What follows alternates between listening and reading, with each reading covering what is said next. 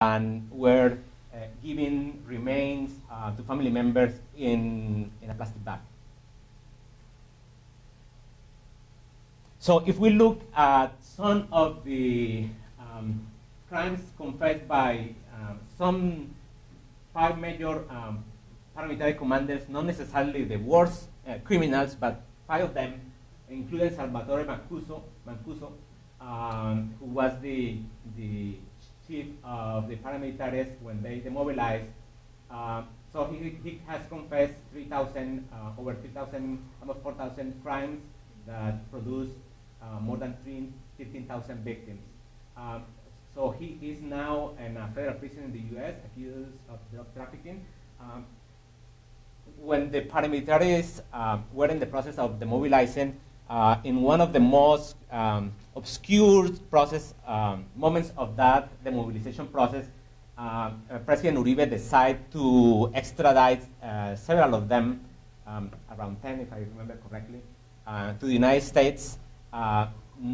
Still today, no one is sure why they were extradited. Some people speculated at the moment that it was because the President Uribe was not interested that those paramilitaries confess, but some of them have been able to continue with their confessions from the U.S. through special agreements between with the Attorney General Office. Another paramilitary, Hernan Giraldo, known as El Patron, he's also in a federal prison here in the U.S.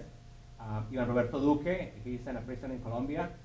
Freddy Rendon, El Alemán, he was set free after 8 years of a prison sentence in Colombia, and the same with Ramon Isaza, one of the oldest paramilitary leaders in the country.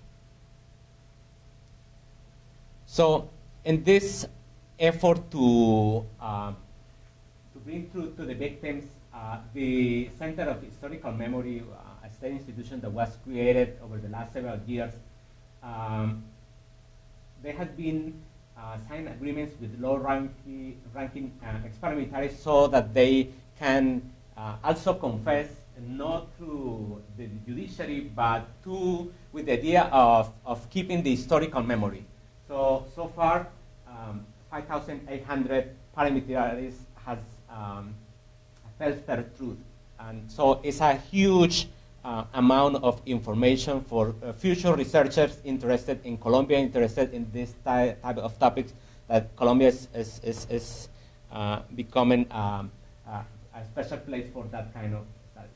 So let's focus quickly now. I'm extending more than I anticipated. The peace process with the FARC-EP that started in 2012. This was the roadmap that was agreed on at the beginning of the talks on August 26, 2012. That 6 topics will be considered in the first column. Those are the different teams. And they have been working on those processes, not necessarily in order. So the first partial agreement was agreed on September 6, 2015 on the topic of political participation, followed by this topic on the solution of illegal drugs on May 16, 2015, and the latest one on December 15, 2015 on the victims agreement, that again is perhaps the most important agreement so far.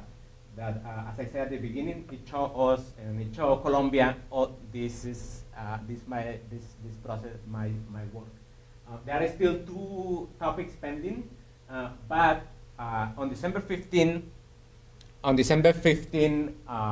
President Santos and the chief of FARC, Timochenko, agreed to set a deadline to end the conversations, and it will be March 23rd of this year, basically in 23 days. So I want to talk briefly about the Agrarian Reform Agreement. Have 5 main components: access to land for landless peasants and regularization of current tenure of land, the recognition and support of a figure that is in the agrarian law in Colombia, the peasants' reserve areas, and other forms of association based on solidarity principles, the closing of the agricultural frontier and the protection of areas of environmental interest, and development programs with a territorial approach and national plans for comprehensive rural reform. So nothing revolutionary really in those agreements, but very important. So I will skip that part to focus now on the victims agreement. So here, this picture was published in almost all the newspapers worldwide when that agreement was signed. It was the first time that President Santos on the left was meeting with Timochenko on the right in Cuba, and President Fidel Castro in the middle. So this is a kind of summary of the of that agreement. It's a very complex, extremely interesting document, 65 pages. A transitional justice approach, and basically it had three main components. The first one is a commission for the clarification of truth, coexistence, and non-repetition. It's a non-judicial body, and the idea is the focus will be on the historical truth of the conflict, and the expected outcome is a final report with conclusions and recommendations. The time frame for that will be a 3-year period to deliver that. There is discussion how to set the members of that commission. There's still details that are pending. But the second main component is the creation of a special unit to search for persons that has been forcibly disappeared in the context of the armed conflict. It's again a non-judicial body created for humanitarian purposes, and the expected outcome is after searching, they should submit an official report to their relatives saying what happened to their family members. There is no time frame, but it's only mentioned that it will be transitory. And the other one, the big one, the most complex one, the special jurisdiction for peace, is a judicial mechanism, and the expected outcome of that would be trust, justice, reparation, and guarantees of non-repetition under the transitional justice framework. There is no time frame for that jurisdiction, and it is mentioned only that it will operate until it completes its studies. I think that I will stop here because we have more speakers. Thank you very much.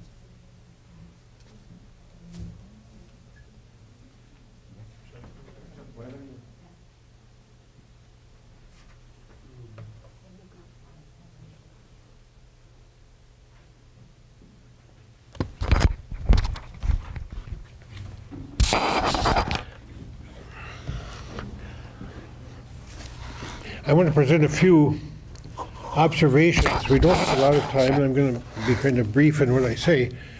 Observations that are essentially possible challenges to this really rather complicated system that you've seen, a system for essentially answering the question of victims, providing victims' rights, providing a place for victims to be heard, and for the truth of what happened to come out, and as they say, justice done through some sort of sentences. And the provision is also for reparations. I don't know to what degree families that have suffered losses are going to receive compensation, but that's one of the things that is also discussed and a point in this transitional justice system that Carlos has been describing. And then there's the guarantee of non-repetition.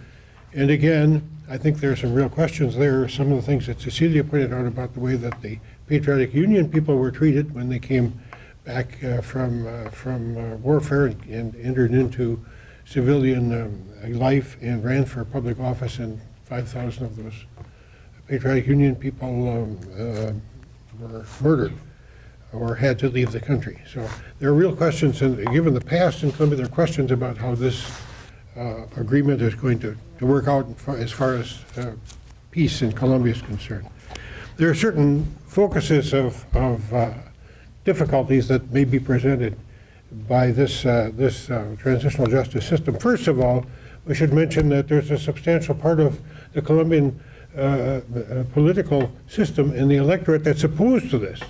Former President Alvaro Uribe has said that he's absolutely opposed to the terms of this peace agreement, and what he'd like to see essentially is war, military action, and to eliminate the guerrillas through military action.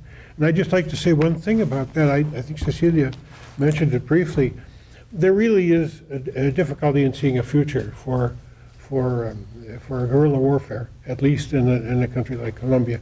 The United States has supplied electronic and other items, equipment, that now makes it possible for the Colombian government to locate a specific person. Let's say Raul Reyes, who was the second in command of the FARC, and he was essentially eliminated through the use of a smart bomb. The coordinates and all were worked out with the United States military, and then the Colombian military used that to eliminate the second-ranking member of the FARC guerrillas at that time.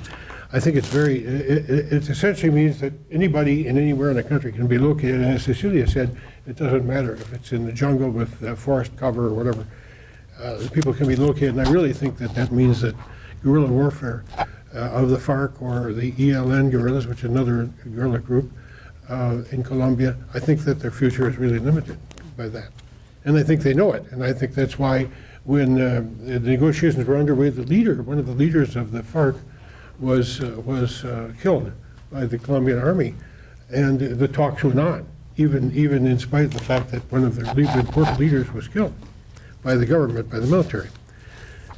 But popular opposition to this by former President Alvaro Uribe and people in his party is a serious question, because at the last presidential election, President Santos, who ran on a peace platform, won by something like 52 or 53% of the vote, and the opposition, who was against these peace agreements, got about 47 or 48% of the popular vote. So it's a very substantial number of people who are not convinced by this structure that peace will really turn out. There's another question, and that is, how is this going to be ratified? The FARC would like to have a constitutional convention, essentially, and probably revise the Constitution in a way that would allow them greater liberty and greater protections. The government wants to have a plebiscite, some sort of a popular vote to be taken to the people to vote. Then the question is, how many people would have to approve this in a vote in order to have it valid? Several years ago, President Uribe had a series of referendum items. There were, I think, 20-some, and he presented for popular consideration for a vote. In all but one of those propositions lost. They didn't get the 25% that they needed. He set it at 25% as the amount, the percentage that would have to be received in order for that provision to be enacted. And only one of those 20-some received 25%. So the government has to decide at this point. There's no clear decision about how this peace agreement is going to be ratified by the Colombian people. That's an issue. It's going to take some debate, I imagine, in the Colombian Congress to determine how that's going to work out. A second major point is that Human Rights Watch and Amnesty International have both criticized this peace agreement, and the point that they criticize is that there are some very, very serious crimes involved here. Crimes, violation of war crimes, violations of international humanitarian law. And if you're going to put people in a scheme where you have, as we had a major paramilitary figure who was in 8 years, he was released, and without really clarifying much of what he did during his time as a paramilitary leader, that's a problem for them. They say that a more serious prosecution of these criminals, these people for their crimes, needs to take place. There's also a question about the special treatment given to the military officers, because the government has said, well, this agreement, we're going to build in some special protections for military leaders. There's a question whether a general or a colonel in charge of troops that commit war crimes or other offenses against where there are victims, to what degree is the commanding officer responsible? Is he responsible if he knew that the troops were out there and that there was a popular meeting that they were going to be involved in suppressing? If not, you know, to what degree is the command responsible for what the lower level troops do? And that's a question that's unresolved. It'll have to be resolved in some way through the implementation of this agreement. There's also a question about the responsibility of private sector supporters. Carlos mentioned Chiquita Brands, which provided millions of dollars to paramilitaries so that they would not interfere with the operations of Chiquita Brands. They paid a certain amount per box of bananas that was shipped out of Colombia. And there's a question of how these are going to be treated. Drummond Coal Company is another company that's been responsible for lots of murders of people in the course of their running their operations, and they've hired paramilitaries to do that. Now, should they be held responsible? Well, it's not clear in this scheme how they're going to be held responsible. The important issue also of how the demobilized FARC troops are going to be able to enter political life. We have some examples. For instance, Ivan Marquez, who is the spokesperson for the FARC guerrillas in the negotiations that are taking place between the government and the FARC in Havana, Cuba. He was a member of the Patriotic Union Party, and he ran for office and was elected. But of course, when the killings began, then he rejoined the guerrillas in the countryside. Now the question is, what kind of guarantees are there going to be for somebody like Ivan Marquez, who of course is going to want to return to run as a candidate for public office? The government has made promises here, but there's nothing really to indicate that it's going to be able to carry out these promises. The government has talked about locating the former guerrillas of the FARC in different areas of the country where they would kind of be in semi-control. Not clear how that's going to work either. So these are major issues that are still pending in these negotiations. And there's a big question as to whether there will be sufficient guarantees so that we don't repeat what happened with the Patriotic Union. Another issue is, what about the paramilitaries? The government of Alvaro Uribe determined that there were no more paramilitaries. There were just what they called criminal gangs, BACRIM, they call them, bandas criminales. And the government of Santos said, oh yeah, there are no more paramilitaries. Well, in fact, some of the paramilitary organizations never demobilized as a part of what Carlos showed. And there are others that have arisen since then. And there are paramilitaries in different areas of the country, including very close to our sister community here in Dane County of San Jose de Apartado, the peace community of San Jose de Apartado. What is going to happen to those paramilitaries? What kind of guarantees will be given to the FARC guerrillas who return to private life and maybe want to engage in public activity? What kind of guarantees are they going to have that the paramilitaries are not going to be there to oppose them? That's a very serious issue. Cecilia pointed out, just I think the last issue I'll bring up, because we don't have much time, is the issue about what the Colombian government is doing in its political policies and its economic and political determinations that will be effective, affecting what's done in this peace agreement. And as Cecilia pointed out, the government has passed, and it's passed in the national plan, the National Development Plan. It's passed a resolution where they create these units called ZDREs, which are large units in the countryside where supposedly there's going to be development of large-scale agriculture. This is an effort to really improve the production of agriculture, expand the production of agriculture, but it has a great likelihood of having the peasants who live in that area, the campesinos, lose their lands. And so you have, on the one hand, you have these peace discussions, and on the other hand, you have the government continuing its economic philosophy. President Santos said, this is not going to be affected by the peace agreements. We're going to continue to run the economy as we have, and the military is not going to be reduced. There's no peace dividend here as far as the reduction of military.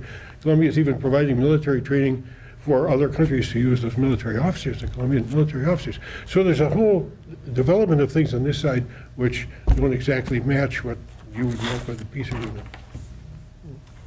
Thank you, Jack. I chose to focus on the final part of the agreement where the governments both, I suppose, but this is going to be the task of the Colombian government, to guarantee that there will be no repetition of this conflict. Now, how in the world can that be done?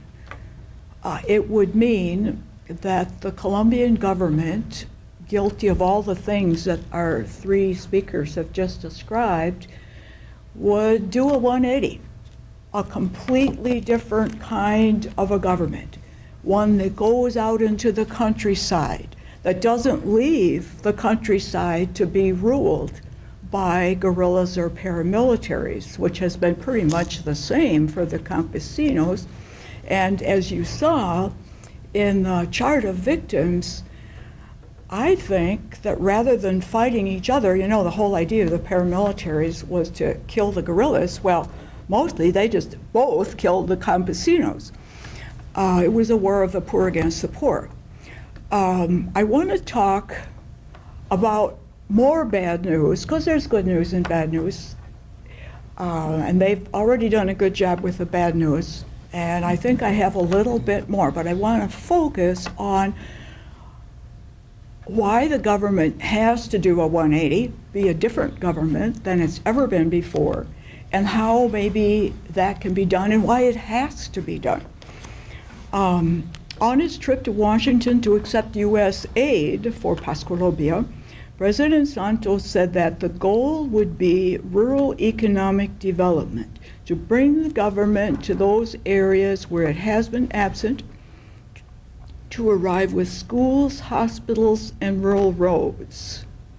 But unfortunately, people who have been working in land restitution and other community organizing in the boondocks, you might say, are threatened all the time. And a good number of them have been killed. But I want to focus precisely on what the draft agreement says that Colombia will do, and then identify some of the problems. Maybe there is some hope.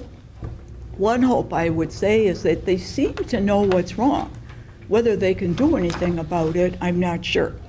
Colombia's chief negotiator, Humberto de la Calle, recently identified the problem. At a forum at Rosario University, he said, "Something's going on in a society if a guerrilla force is able to hang on for 50 years. Something is going to have to happen in this society, and we can't deny that." And then subsequently,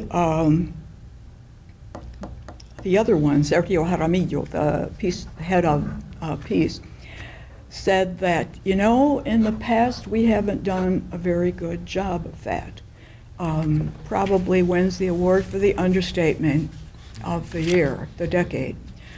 But I want to identify right in the agreement exactly what the government says it will do. There will be no more political violence, is number one. In last fall's municipal elections, 7 candidates were murdered. In 2011, there were 41 candidates murdered, so you could say there's progress. But today's El Colombiano says that the mayor of Apartado and 3 council members have received death threats. So that's not a very good start on there will be no more political violence. This is what the government is going to have to overcome. Peaceful demonstrations and protests must be protected is number 2. Unfortunately, it looks as if ESMAD, which is the crowd control police, have gotten meaner and have beaten up and arrested more protesters. So that doesn't seem to be going in the direction that the government has promised to go. Criminal organizations must be eliminated. Well, more on this. The government is committed to supporting human rights. There will be a national human rights education plan. And here's the big one. The government accepts its responsibility to govern. And this is going to require a historic change of the political system. Did you think that Colombia had a functioning government? Here's some current information. RCN Radio reports a study on mining carried out by Externado University. It reports that 60% of all mining in Colombia is illegal, and that 80 Colombian rivers are contaminated with mercury. Today's El Espectador, 6,000 children are without school lunches in Antioquia, and if you've been following the school lunch scandal, there are schools all over Colombia where corruption, skimming has taken away the money for the school lunches, and the kids aren't getting school lunches. Semana.com, February 20th. 1 year ago, the Constitutional Court imposed a detailed order for improvement of serious deficits in health services in Chocó.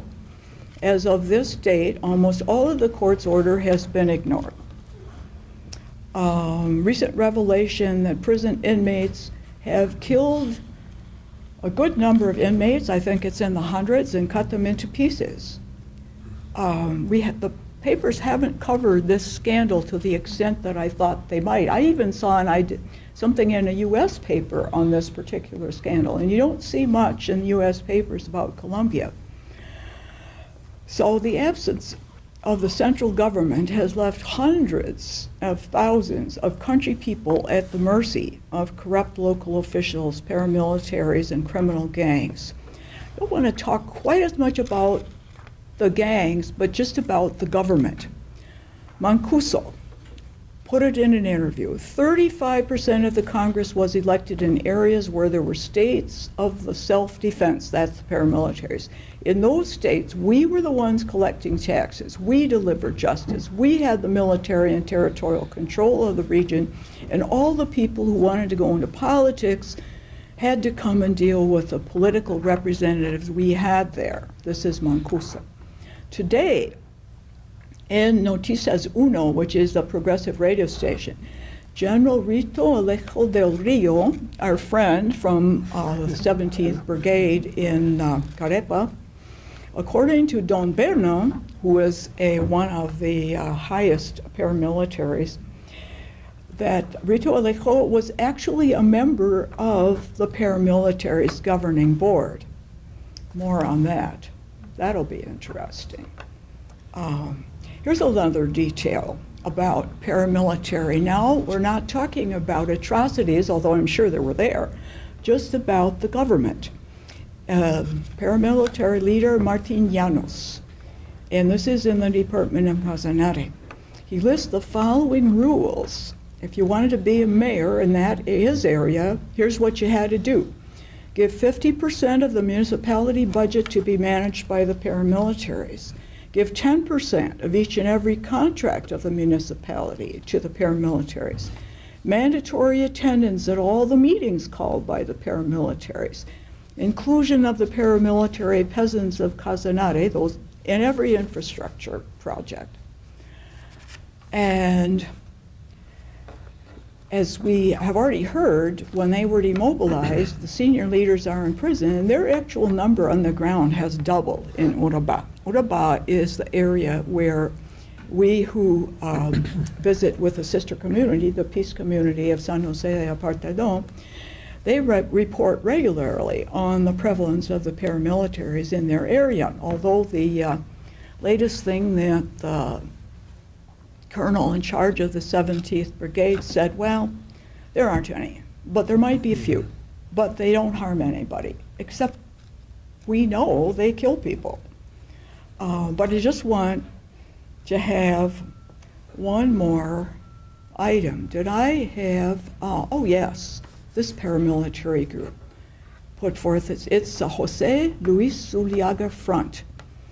It put forth its own statutes. It collected taxes. It regulated trade and social life. It had its own hymn, its own prayer, and a interested in Colombia, interested in this type of topics, that Colombia is becoming a special place for that kind of studies. So let's focus quickly now. I'm extending more than I anticipated. The peace process with the FARC-EP that started in 2012. This was the roadmap that was agreed on at the beginning of the talks on August 26, 2012. That 6 topics will be considered in the first column. Those are the different themes. And they have been working on those processes. So in this effort to bring truth to the victims, the Center of Historical Memory, a state institution that was created over the last several years, they have been sign agreements with low-ranking ex-paramilitaries so that they can also confess, not through the judiciary, but with the idea of keeping the historical memory. So far, 5,800 paramilitaries has felt their truth. And so it's a huge amount of information for future researchers, and we're giving remains to family members in a plastic bag. So if we look at some of the crimes confessed by some 5 major paramilitary commanders, not necessarily the worst criminals, but 5 of them, including Salvatore Mancuso, who was the chief of the paramilitaries when they demobilized. So he has confessed 3,000, over 3,000, almost 4,000 crimes that produced more than 15,000 victims. But some of them have been able to continue their confessions from the U.S. through special agreements between with the Attorney General Office. Another paramilitary, Hernan Giraldo, known as El Patron, he's also in a federal prison here in the U.S. Ivan Roberto Duque, he's in a prison in Colombia. Freddy Rendon, El Alemán, he was set free after 8 years of a prison sentence in Colombia, and the same with Ramon Isaza, one of the oldest paramilitary leaders in the country. So he is now in a federal prison in the U.S., accused of drug trafficking.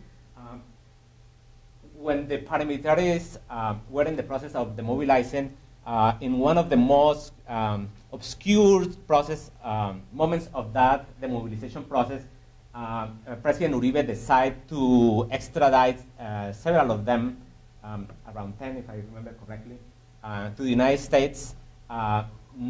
Still today, no one is sure why they were extradited. Some people speculated at the moment that it was because the President Uribe was not interested that those paramilitaries confess.